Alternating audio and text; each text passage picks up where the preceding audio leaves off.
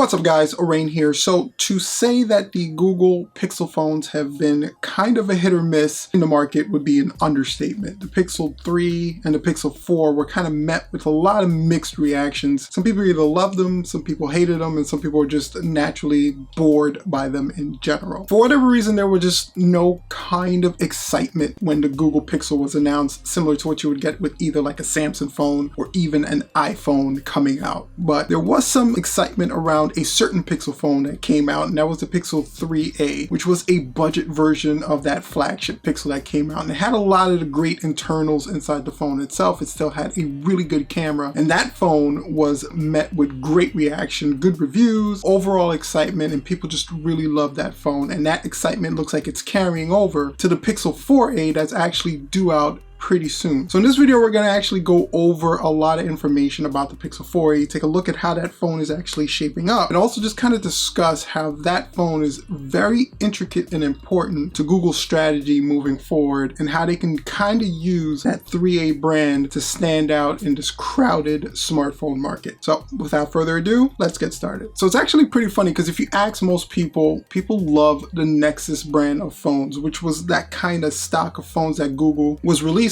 before they went to the Pixel brand. So when the rumors started going around that Google was working on another brand of phones, people just thought it was an updated version of the Google Nexuses that came out before the Pixels did. And I was definitely looking forward to what Google kind of had in store, considering how much the Nexus phones were just a great value at a really affordable price. But Google went in a completely different direction with their Pixel brands. They went into high-end phone market to kind of compete with companies like Apple and Samsung. They started charging a lot for their phones and started kind of mirroring what those companies were doing, and it didn't work out the way that they hoped. A lot of the Pixel phones, even though they were great phones in general, good software, industry-leading camera, that camera is still probably one of the best on the market, using a combination of hardware and Google software to get some really great crisp pictures and an unmatched Android experience that I just don't think any other company can match, because Google's giving you that stock Android experience with some good update schedules that no other Android phone seems to be able to match. But the excitement behind these phones just wasn't there. The reviews and just the overall consumer consensus and acceptance of the Google Pixel phones just wasn't there until they released the Google Pixel 3a, which kind of killed it. It was basically what we wanted in a Google Nexus phone. It had all the great internals, Snapdragon processor, it had the great camera, it had basically everything its big brother had without that killer price tag that was attached to the other Pixel phones. And that same excitement is kind of building up for the Google Pixel 4a as well. And I'm actually really looking forward to this phone, because it looks like Google's going to be doing the same thing they did with the Google Pixel 3a in the 4a, and just putting all that great stuff in a package that's rumored to be starting around $399. So the 4a, it looks like you're still getting a Qualcomm Snapdragon 730 processor, an OLED display with the rare 12 megapixel camera, 8 megapixel front facing camera, 6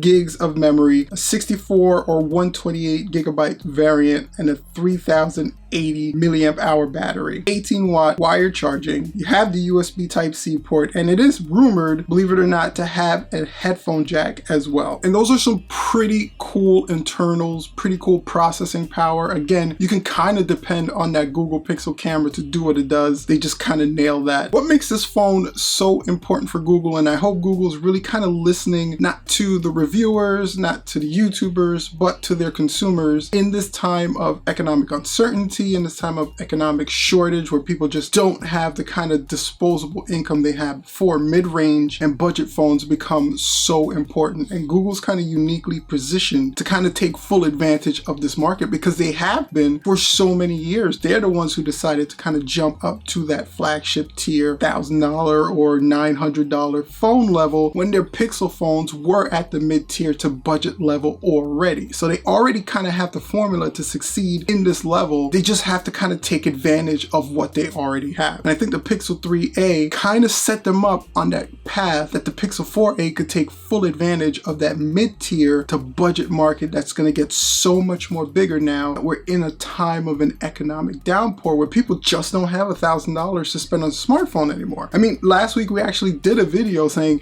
with all the phones that are either currently out that are in the mid-tier to budget level, or last year's phones that came out that got a discount because this year's phones bumped the prices down on those, you really don't need to spend $1,000 on a cell phone anymore. It just doesn't really make sense. You can still get flagship level performance either in the mid-tier or budget. Look at the iPhone SE that recently just came out that's rocking that A13 Bionic chip that's in the iPhone 11 Pro and Pro Max that came out last year. Google is really uniquely positioned to kind of take advantage of these markets that's going to become flooded with different consumers that are looking for a great phone that's not going to break the bank. Really, all they have to do is stop trying to be like Apple and Samsung and start trying to compete with Apple and Samsung on that level. And I think Google has the software, they have the hardware, and they have the capability to really compete on that mid-tier to budget level, which I think over the next couple of years, you're going to see that become the main level of competition for smartphones. Smartphone sales have been on a steady decline over the past couple of years, and that's because there's not much variety or difference from the previous year's smartphones to the newer ones. Most of the times you're getting an updated camera, a better processor that was already a great processor to begin with, or already a great camera that was taking fantastic level pictures to begin with anyway. So